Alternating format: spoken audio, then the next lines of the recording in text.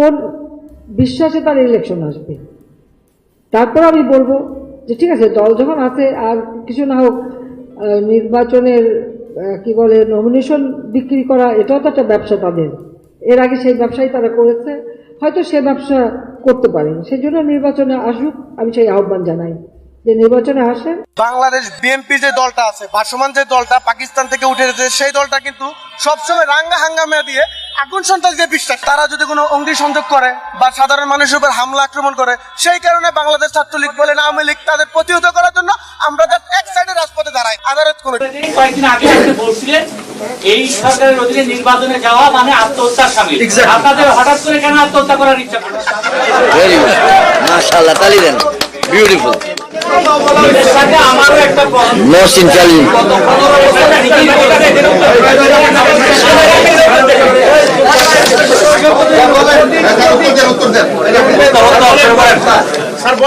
আসসালামু আলাইকুম। আমি আপনাদের কাছে দেখাবো বিএনপিকে নির্বাচনে আসার আহ্বান জানালেন মাননীয় প্রধানমন্ত্রী শেখ হাসিনা। আর এইদিকে বিএনপি থেকে পদত্যাগ করে আগামী নির্বাচন নিয়ে কি বললেন সৈয়দ ইব্রাহিম, যা শুনলে আপনারা অবাক হয়ে যাবেন। তো আজকের ভিডিওগুলো অত্যন্ত গুরুত্বপূর্ণ। আমি আশা করবো যে আপনারা এই সম্পূর্ণ ভিডিওটি দেখবেন, আর এই সম্পূর্ণ ভিডিওটি দেখলেই বিস্তারিত জানতে পারবেন। আর এই ভিডিওগুলো দেখানোর আগে আপনাদের কাছে ছোট্ট একটি রিকোয়েস্ট, আপনাদের চ্যানেলে নতুন হয়ে থাকেন তাহলে নিত্যতর আপডেট নিউজ সবার আগে পেতে আমার এই চ্যানেলটি সাবস্ক্রাইব করে আমার সাথেই থাকুন। আর এখন চলুন কথা না বাড়িয়ে আমরা এক এক করে ভিডিওগুলো দেখে আসি। কয়েকদিন আগে আপনি বলছিলেন এই সরকারের অধীনে নির্বাচনে যাওয়া মানে আত্মহত্যার সামিল। আপনাদের হঠাৎ করে কেন আত্মহত্যা করার ইচ্ছা করছে? ভেরি গুড, মাশাআল্লাহ, তালি দেন, বিউটিফুল। আমারও একটা মহসিন চালি।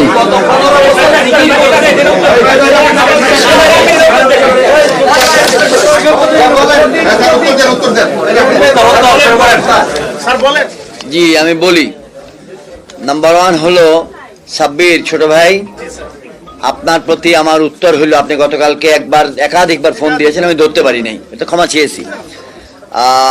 যুক্তফ্রন্টের ব্যাখ্যাটা হলো 1954 সালে তৎকালীন পূর্ব পাকিস্তানে ক্ষমতাসীন রাজনৈতিক দল মুসলিম লীগের বিরুদ্ধে শেরবাংলা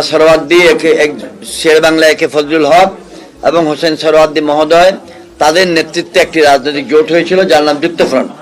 1954 2008 সালের ডিসেম্বরের 29 তারিখের নির্বাচনের আগে, 2008-এর 29 ডিসেম্বরের নির্বাচনের আগে একটি জোট হয়েছিল রাজনৈতিকভাবে, তার নামও ছিল যুক্তফ্রন্ট। সেখানে 4 জন রাজনৈতিক নেতা ছিলেন।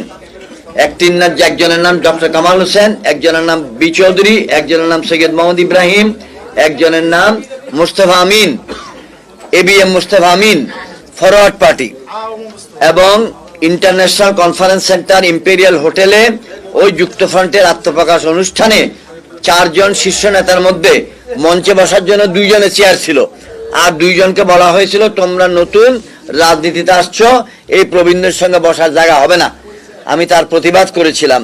আজকে আপনি সাক্ষী যে আমরা সবাইকে নিয়ে এখানে বসেছি। এটা হলো পরিবর্তন, এই রেওয়াজ আমি রাখতে চাই। আরেকটি আপনি বললেন আজকের তরুণ প্রজন্মের সামনে আপনি কি উদাহরণ রাখছেন। আমি আজকের তরুণ প্রজন্মের সামনে 3টি বৈশিষ্ট্যের উদাহরণ রাখছি।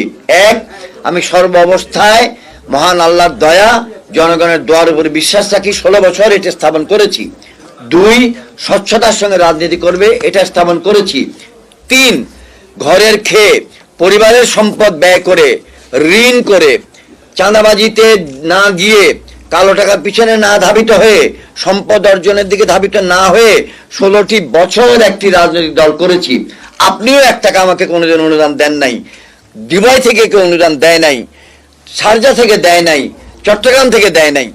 আমি এবং আমার দলের নেতাকর্মীরা কষ্ট করে রাজনীতিটা টিকিয়ে রেখেছি। আমাদের টিকে থাকার একটা সীমা আছে, সেই সীমাকেও ধরে রেখেছি।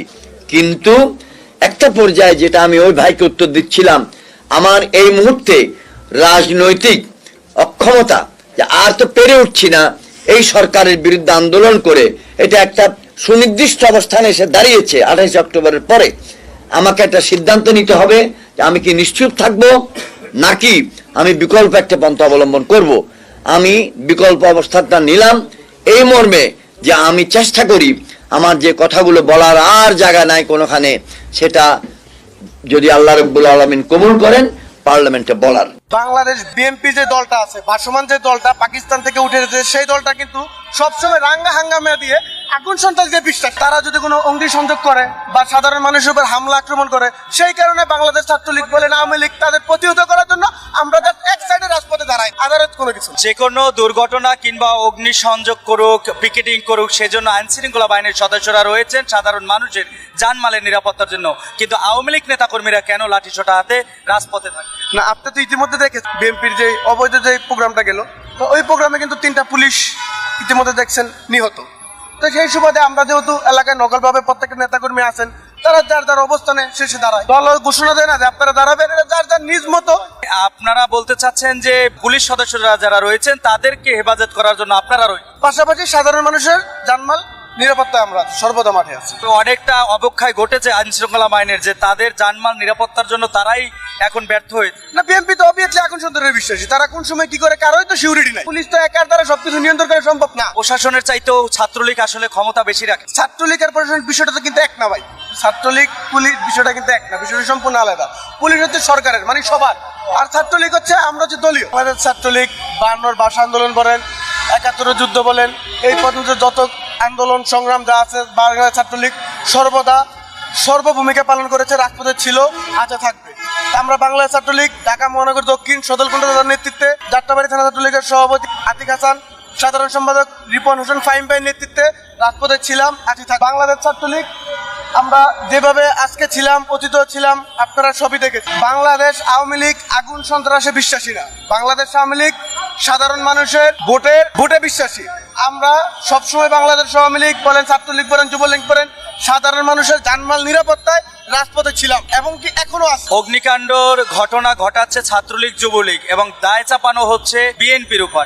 না, বর্তমানে কিন্তু বাংলাদেশ আওয়ামী লীগ ক্ষমতায় আছেন, তা আমরা কিভাবে করবো? আমরা তো সবসময় আপনারা দেখেন বা ইতিমধ্যে দেখেছেন, বাংলাদেশ ছাত্রলীগ, আওয়ামী লীগ, যুবলীগ আমরা রাজপথে ছিলাম সাধারণ মানুষের জানমাল নিরাপত্তা, এবং আমরা আপনারাই সবচেয়ে বড় বোমা। তারা কিন্তু জনগণের ভোটে বিশ্বাসী, আর বাংলাদেশ আওয়ামী লীগ জনগণের ভোটে বিশ্বাসী। তা আমার বাংলাদেশ আওয়ামী লীগের গভর্নমেন্টের সবকিছু আছে, এই দেশটা তো বাংলাদেশ আওয়ামী লীগের বর্তমানে, এটা তো তারা নির্বাচনে আসবে না, নির্বাচনে আসার মতো আসলে তাদের আস্থা বিশ্বাস নাই। আর একটা দলের মাথা কোথায়? বাংলাদেশে আমি জানি না বিএনপি কি বাংলাদেশে একটা নেতাও পেল না যারা তাদের দলের চেয়ারম্যান করতে পারে। সাজাপ্রাপ্ত আসামি তারেকের বিরুদ্ধে FBI এসে সাক্ষী দিয়ে গেছে। খালেদা জিয়ার ওই নাইকো কেসে কানাডার পুলিশ এসে সাক্ষী দিয়ে গেছে।